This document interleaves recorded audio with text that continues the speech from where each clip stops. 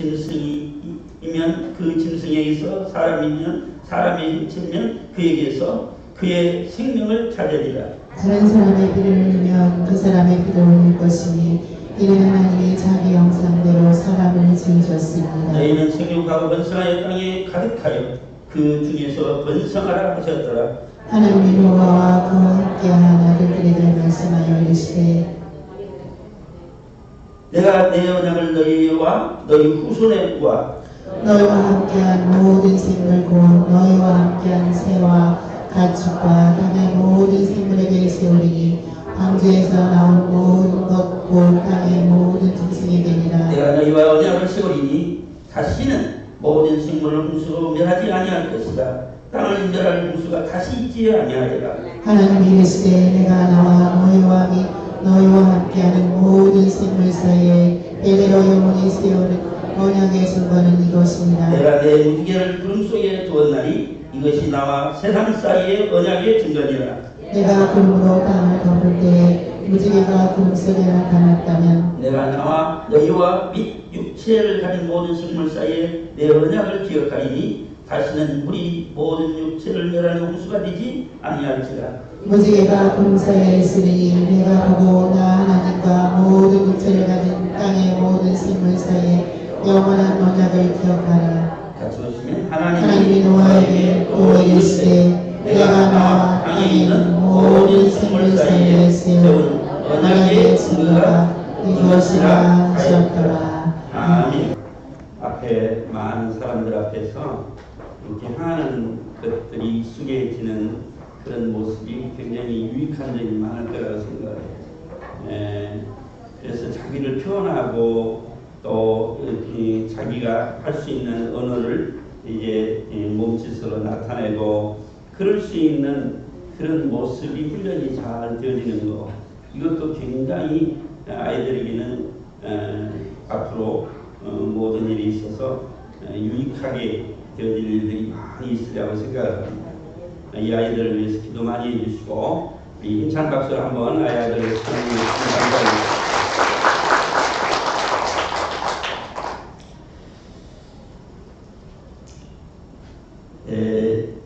오늘 창세기 9장 1절부터 17절의 말씀을 우리가 봤는데 언약의 가족이라 하는 제목으로 말씀을 드릴 것입니다. 오늘 가족주일인데 12월 이제 또 마지막 주일이면서 이 가족주일을 잘 지키면서 우리의 가족들이 노아의 가족처럼 다 구원받는 그런 우리 가족들이 되기를 간절히 바라는 마음으로 오늘 이 말씀을 가지고 말씀을 증거하고자 하는 것입니다.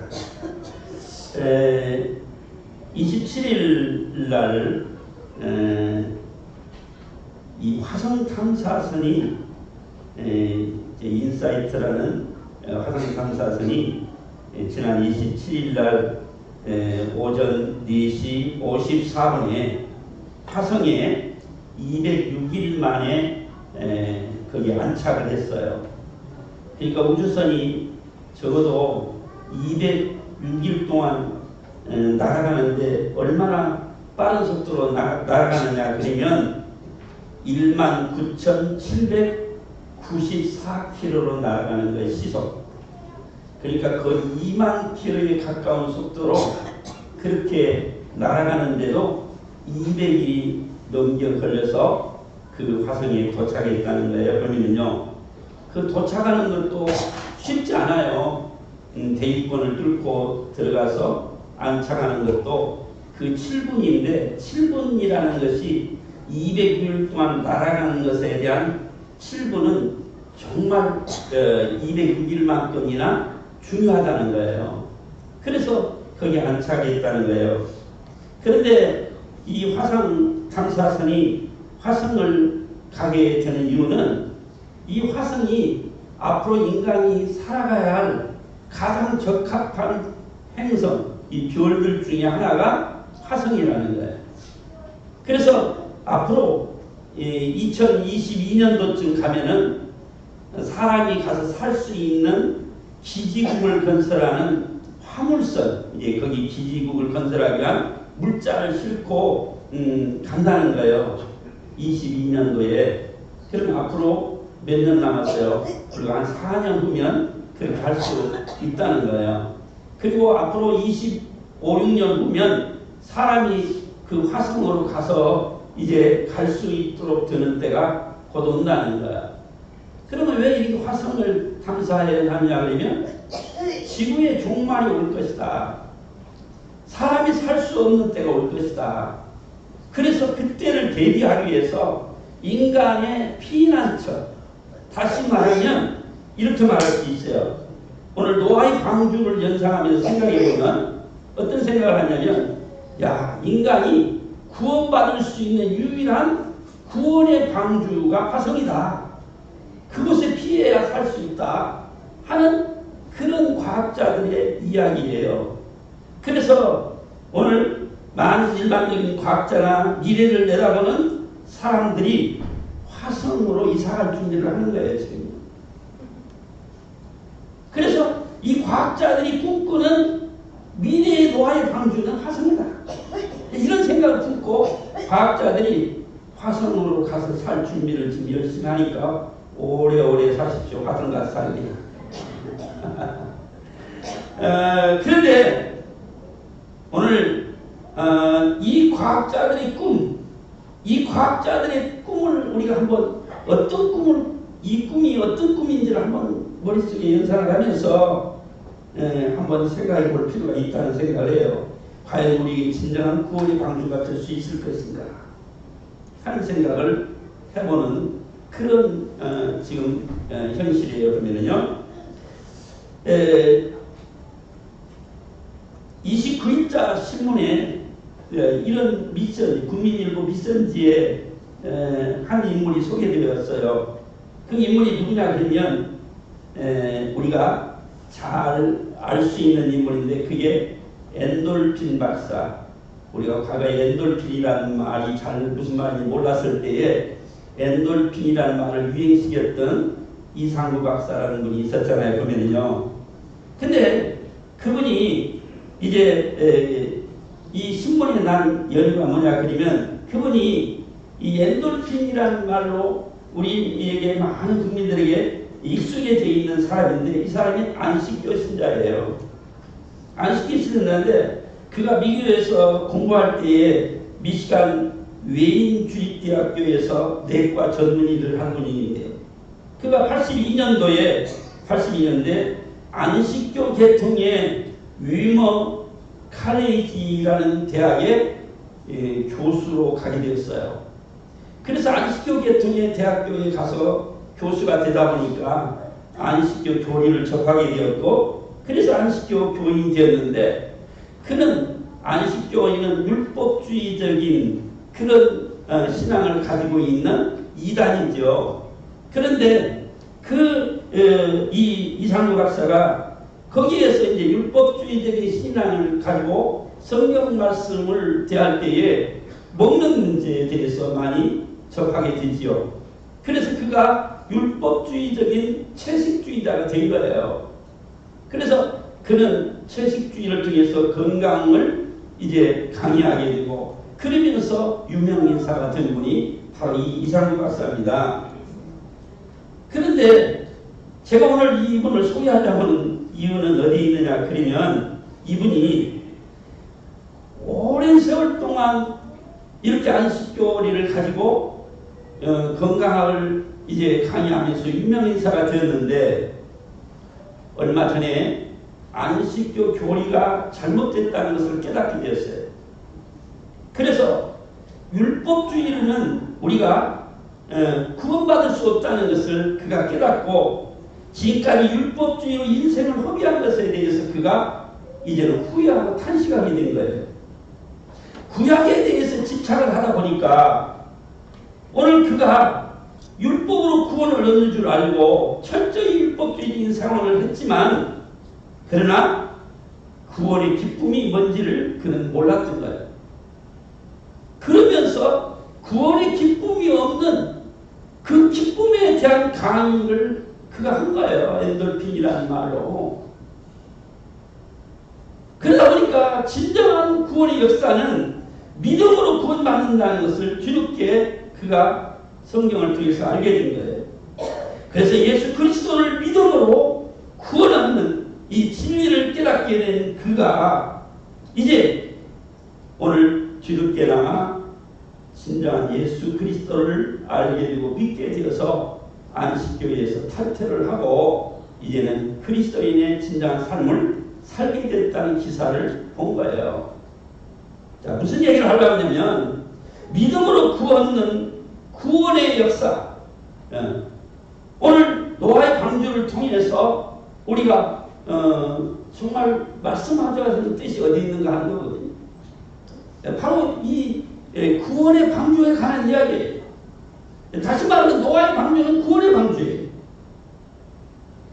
성경에 보면 노아의 방주와 함께 구원의 방주로서의 우리에게 샘플, 모형을 제시하고 있는 게 또 하나 있다면 그거는 바로 모세가 갈대 상자에 의해서 이제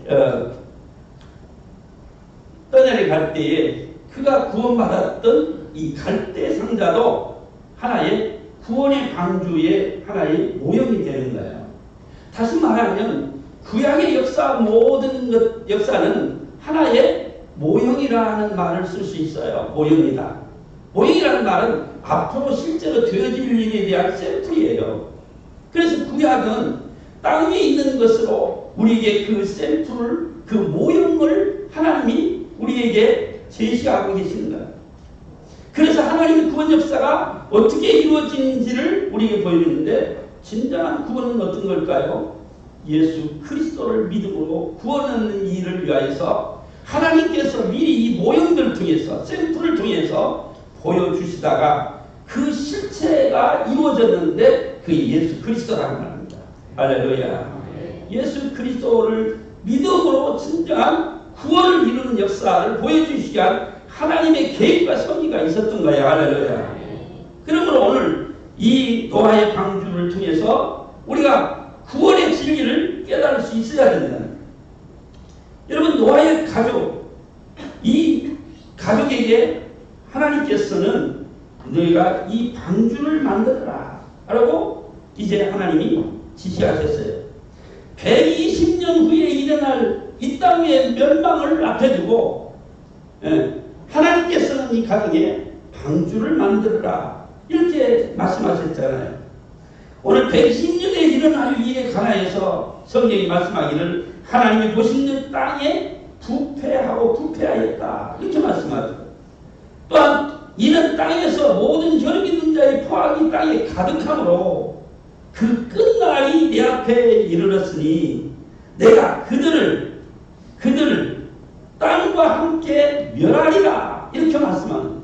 다시 말하면 사람들과 함께 땅과 함께 사람들이 멸망을 당할 것이다. 그래서 그 방주를 지으라고 말씀하시는데 이 방주는 하나님 구체적으로 설계도면을 보여주셨어요. 설계도면을 보여주셨어요. 그 설계도면을 보면 길이가 300규빗 약 한 150m, 넓이가 50규빗 약 250m, 높이가 30규빗 약 한 15m 되는 3층 구조로 된 배를 만들라 이렇게 말씀하신 거예요. 근데 오늘 이 설계도면을 하나님이 노아에게 이제 다 이렇게 말씀하셨잖아요. 근데 그 다음에 노아의 가족의 반응이 어땠느냐는 게 중요하거든요. 하나님이 이렇게 하라 말씀했을 때 그들의 반응이 어땠느냐 이게 중요한 문제죠. 성경에 보니까 22절 말씀에 보면 노아가 그와 같이 하여 하나님이 자기에게 명하신 대로 다 준행하였더라. 준행할 사람 아무도 없나 봐요. 7장 5절 말씀에 보면 아멘하는 사람이 없습니다. 한번 7장 5절을 찾아보겠습니다.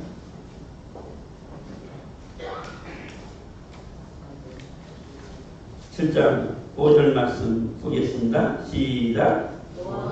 여호와께서 자기의 명하신 대로 다 준행하였더라. 아멘. 오늘 노아의 가정은 하나님이 명령하신 대로 그대로 다 준행했다는 말이거든요.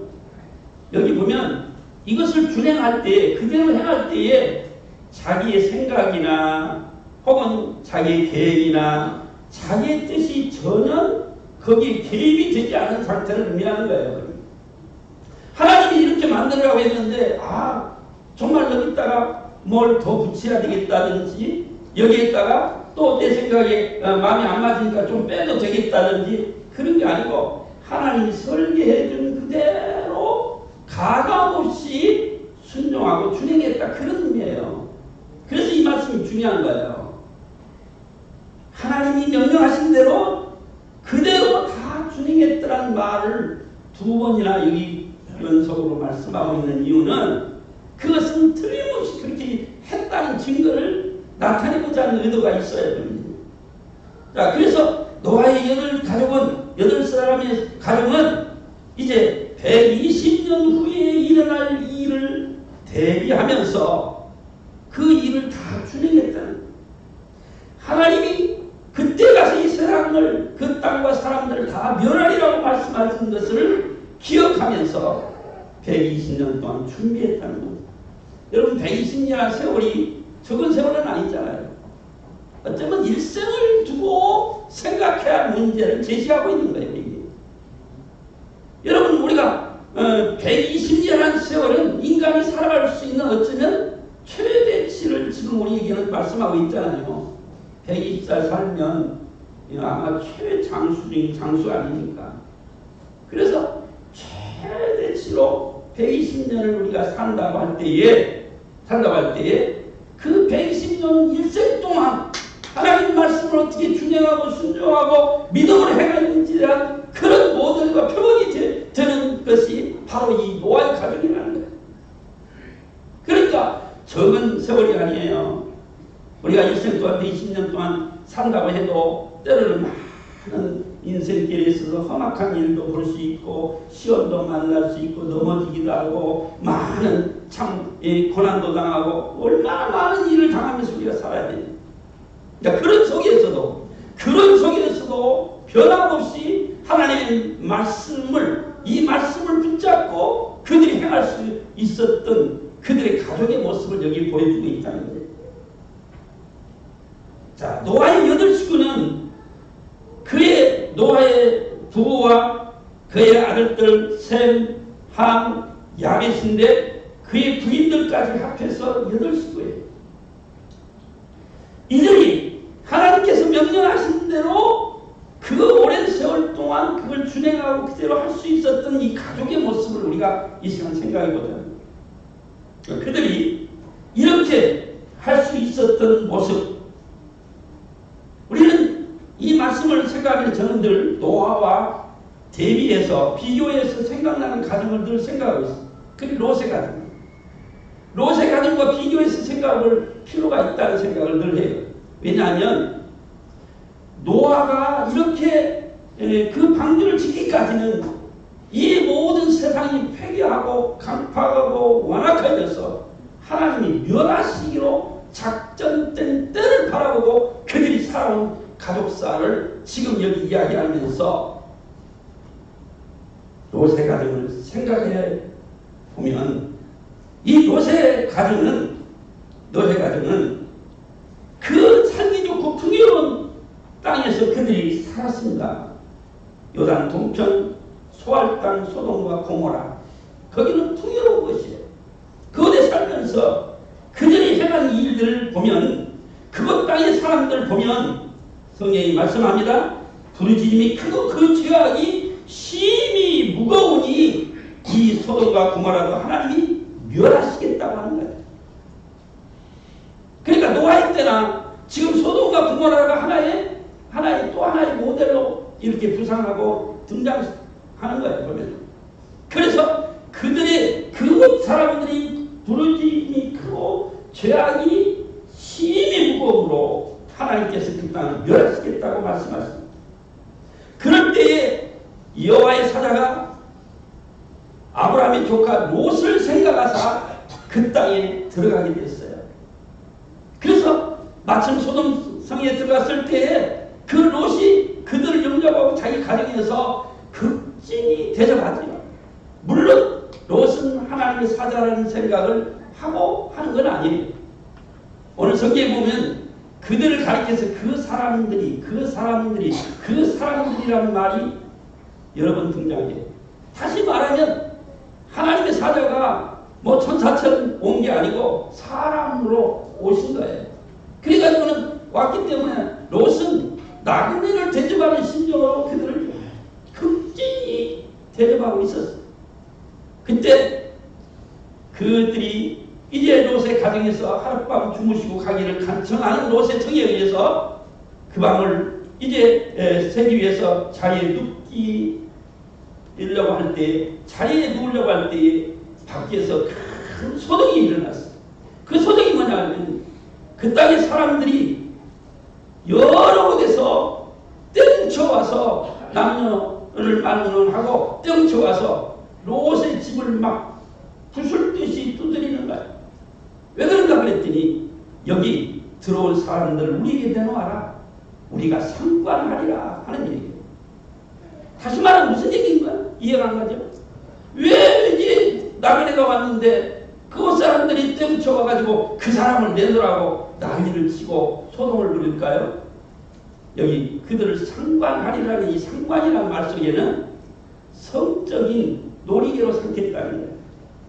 근데 이 성적인 놀이가 어떤가요?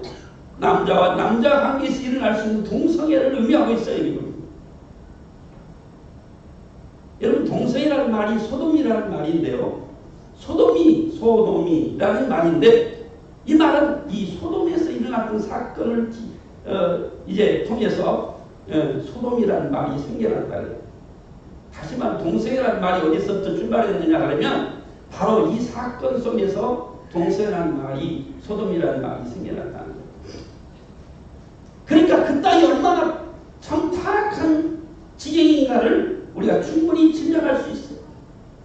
오늘 이런 환경과 여건 속에서 롯의 가정도 정말 거기에 물대로 새들들 대로 물들어 있는 모습을 보게 되는데 그 장면이 뭐냐 하면 나그네들을 보호하기 위해서 그들을 물리치기 위해서 한 가지 제안을 하는데 그게 뭐냐 하면 너희들이 정말 원한다면 나그네보다는 차라리 내 두 딸이 있는데 두 딸을 주겠다. 너희들 하고 싶은 대로 마음대로 해라.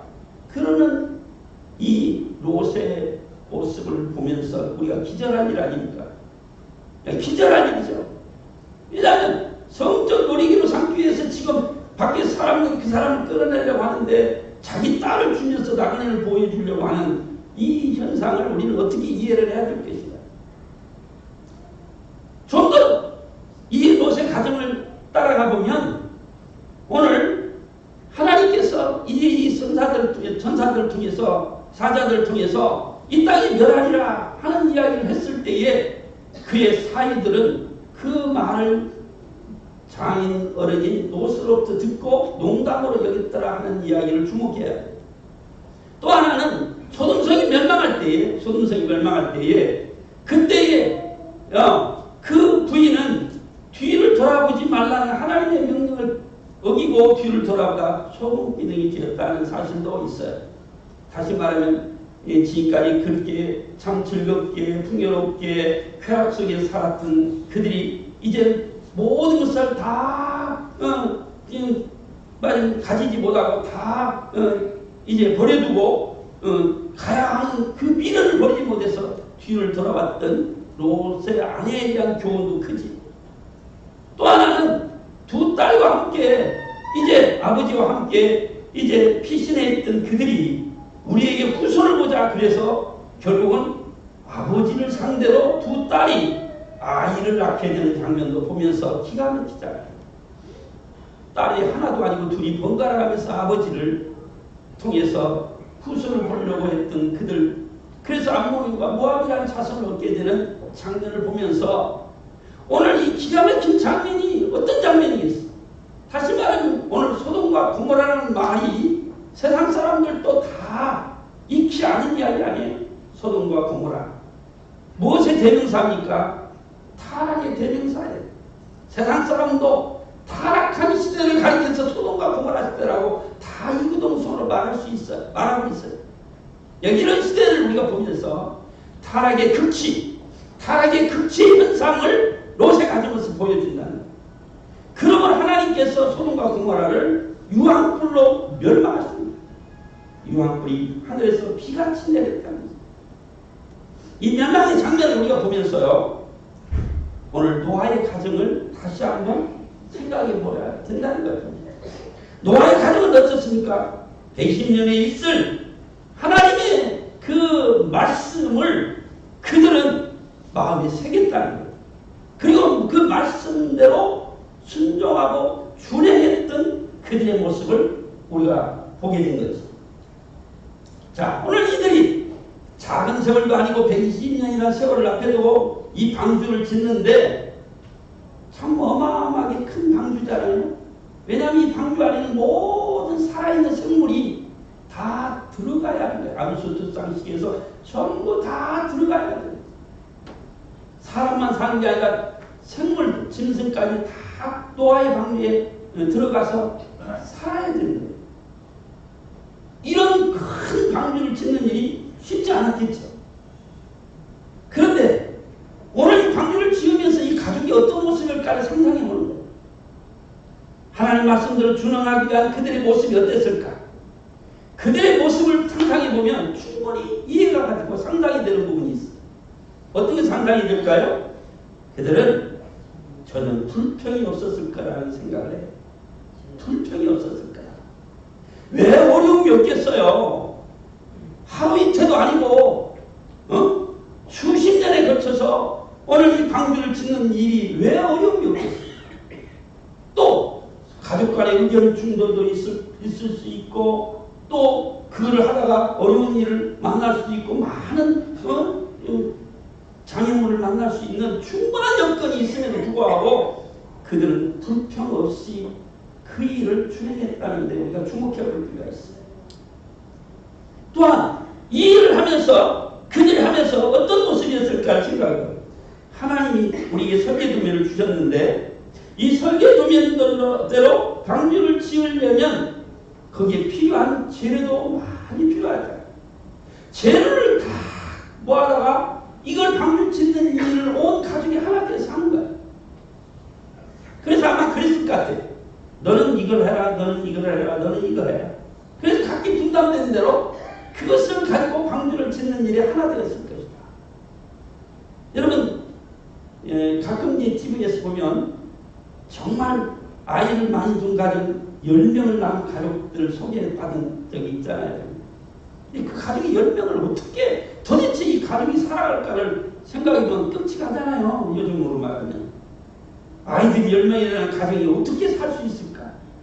근데 보면요, 너무 질서정연해요. 그 아이들 10명과 함께 부부가 12명이 살아가는 가족을 보면 너무 질서정연한 거야. 뭐가 질서정연할까요? 꼬맹이서부터 큰아이까지 다 자기 맡은 분야가 있더라고요. 맡은 분야가 있어요. 그래서 불 때는 아이들은 불 때고, 밥하는 아이들은 밥하고, 빨래 개는 아이들은 빨래 개고, 전부 맡은 분야가 다 있더라고요. 그래서 자기 일을 충실히 하니까, 그리고 10명, 12사람이 다 하나 돼서 가정 질서 안에서 행하니까 너무 재밌게 살기도 하면서 불평이 없어요. 보니까 그런 가정일수록 불평이 없더라고요. 모자란 것도 많고 필요한 것도 많겠지만은 불평이 없어요. 당연하게 다 받아들이고 그들이 살아가면서 즐거워하고 있어요. 물론 하나도 없다는 말은 거짓말이겠지만은 그러나 평상시 우리 가정보다 훨씬 나은 질서를 살고 있는 것을 보면 그런 모습을 보면서 노아의 가정의 8식구가 아마 이 하나님께서 명하신 대로 이 방주의 설계도를 보면서 지어나갈 때에 어떤 모습이었을까? 방주를 치면서 칸수 계산하고, 그리고 또 어느 동물은 어디에다 들어가야 되고, 이런 것들 계산은 얼마나 복잡하고 머리가 아프겠어요. 그런 것들 하나 할 때마다 온 가족이 모여서 토론할 거 아니에요. 가족이 모여서 토론을 해요. 야, 앞에는 무엇을 짓고 뒤에는 무엇을 짓고 가운데 칸에 무엇이고 이 칸에 뭐가 돼야 되고, 이런 설계를 통해서 그들이 계속 가족 회의하면서 토론하면서 하면서 내일은 뭐 준비해야 되고 또 오늘은 어떻게 마무리해야 되고 전부 그 가족과 토론이 계속 매일 일어났을 거 아니에요. 왜냐하면 하나님 뜻대로 그 일을 한다는 것은 내 의지나 생각대로 하는 게 아니에요. 노아의 생각에 의해서 그냥 가족들에게 명령하듯이 이루어지는 게 아니에요. 여기에는 철저하게 하나님의 뜻을 생각하면서 하나님께서 명하신 대로 하나님께서 설계해 주신 대로 아멘? 그런 모습으로 하니까 거기에는 뭐만 필요해요? 순종만 필요해요. 그리고 가족의 마음이 하나 되어서 그 일을 이루는 아름다운 노아의 가족의 모습을 우리가 생각해 보는 거죠. 그렇습니다. 우리가 믿음의 가정이 뭘까요? 믿음의 가정은 하나님 말씀대로 살기를 위해서 내가 어떻게 순종하고 따라가야 될 때에서 가족 간에 서로 토론하고 이야기하고 가르쳐주고 그러면서 늘 하나 되어서 기도하면서 그렇잖아요. 그러니까 그들은 항상 하나님께서 명하신 말씀을 천천히 기해야 되겠죠. 또 하나님의 뜻을 알기 위해서 늘 모여서 기도해야 되겠죠. 또 서로 협동하고 사랑하기 위해서는 서로 토론하고 늘 가족의 교통이 있어야 되겠죠. 소위 소통이라는 거예요. 오늘 시대를 소통이 없는 시대라 그러잖아요. 소통이 없는 시대. 가족 간에도 대화가 잘 안 돼요. 소통이 없어요. 소통이 없는 가족은 뭐예요? 늘 불평과 원망이 따라올 수밖에 없어요. 정말 하나님의 뜻을 두고 소통할 수 있는 가족. 이 가정이 노아의 가정처럼 복 있는 가정이 될 줄로 믿습니다. 사실 저도 참 이렇게 젊었을 때에는 참 그런데 참 익숙하지 못했고 성품적으로 또 잘 못하는 성격이었어요. 예, 정말 그랬어요. 그래서 아이들과도 그렇게 많은 시간을 보내지 못한 게 너무 참 저에게는 후회스러운 부분들이죠. 근데 지금은 우리 부부가 아니면 많은 이야기를 늘 합니다. 나는 그래서 정말 서로의 의견을 존중해주고 생각을 따라주고 그러면서 이제 우리가 남은 때 주님의 뜻을 따라서 어떻게 할 것에 대해서 서로 기도하면서 늘 소통해요. 여러분 오늘 이 노아의 가정을 우리의 모델되는 믿음의 가정으로 세울 수 있으면 좋겠어요. 할렐루야. 그래서 오늘 여덟 식구가 이런 아름다운 모습으로 소통하면서 노아의 방주를 지어가는 이들의 모습을 우리가 보는 거예요. 벨기에 유학 간 우리 한국 학생들이 여럿이 있었는데 한 대학에서 공부하는데 기자가 찾아갔습니다. 기자가 찾아가서 그 대학 교수에게 이런 질문을 했어요. 한국에서 온 유학생들이 여럿이 있는데 교수님 보기에는 한국의 유학생들이 어떻습니까? 라는 질문을 했어요. 그 질문에 그 교수가 대답하는 얘기를 제가 직접 보았고 들었습니다. 그분이 뭐라고? 한국 유학생들은 너무 조용합니다. 아마 최대한 예의를 피해서 한 말일 거예요. 너무 조용합니다. 이게 무슨 뜻일까요? 너무 듣는 데만 익숙한 교육을 받다 보니까 말할 줄 모르는 거예요. 서로 소통할 줄 모르는 거예요. 서로 나누면서 서로 토론할 줄 모르는 거예요. 그러니까 외국 교수가 보기에도 한국 사람들은 한국 유학생들은 자기들이 교회는 다른 이 학생들과 비교해보면 전혀 말이 없다는 거죠. 왜 말이 없을까요? 듣는 데만 익숙했지 말할 줄 모르는 토론할 줄 모르는 제가 우리 중고등부를 이제 설교를 하면서 늘 아이들하고 늘 질문을 해요. 아이들이 굉장히 부담을 느낀다 그래요. 목사님이 질문하니까. 아마 여러분도 목사님 질문하면 굉장히 부담스러울 거예요. 근데 저는 포기하지 않고 하려고 해요. 왜냐하면 듣고 금방 잃어버리는 이 시대에 적어도 자기 생각과 본 견해를 말할 수 있는 훈련을 시키지 않으면 안 되기 때문에 하는 거예요. 여러분 오늘 우리가 유대인과 한국 사람의 또 다른 점을 비교해낸 것을 보았습니다. 뭐가 비하니까 독서실에 가보면 한국 사람들은 빠삭 소리도 나지 않고 조용히 해야 됩니다. 공부방에 가보면 자기 공부 열심히 하기 위해서 조용히 해야 됩니다. 근데 유대인들은 그렇지 않아요. 유대인들은 책상을 서로 마주보기에 다 한다는 거예요. 그리고 공부하면서 계속 서로 이야기하기 때문에 한국 학생들은 조용한 것이 공부하는 것이라면 유대인들은 떠들고 이야기하는 게 그게 공부하는 거예요. 무슨 말입니까? 오늘 우리가 소통할 수 없는 가정이나 가족이 되어서는 안 되는데 이걸 우리 한국 사람들은 너무 불편해요. 익숙하지 않기 때문에. 그렇게 또 살아본 경험도 없어요. 그렇게 교육도 받아보지 못했어요. 그냥 안 되는 거예요. 여러분, 우리 가족이, 노아의 가정이 방주를 짓기까지 얼마나 많은 서로의 교통과 소통이 있었겠는가 하는 것을 충분히 짐작해 볼 수 있어요. 오늘 우리가 한 가정이 무슨 일을 할 때 의견일치를 보기까지 수없는 대화 토론을 통해서 이루어나갈 수 있는 역사가 뭘까요? 믿음의 역사입니다. 하나님 말씀을 잣대로 해서 하나님의 말씀을 하나의 근거로 해서 우리가 끊임없이 대화하고 토론하면서 하나님의 뜻에 따라서 살기를 원하는 일견일치의 가족이 되는 거죠. 제가 가족주의를 수년 동안 계속해서 강조하는 이유가 바로 거기에 있습니다. 비록 일주일에 한 번 짧은 시간이 있지만 아이들과 함께 자리에 앉을 수 있는 훈련도 매우 중요하다. 예배는 더더욱이나 중요하다. 이 가치를 모르면 오늘 우리가 가장 소중한 것을 잃어버린 신앙생활이 되지 않을까 하는 염려가 너무 크기 때문에 제가 많은 불평도 있어요.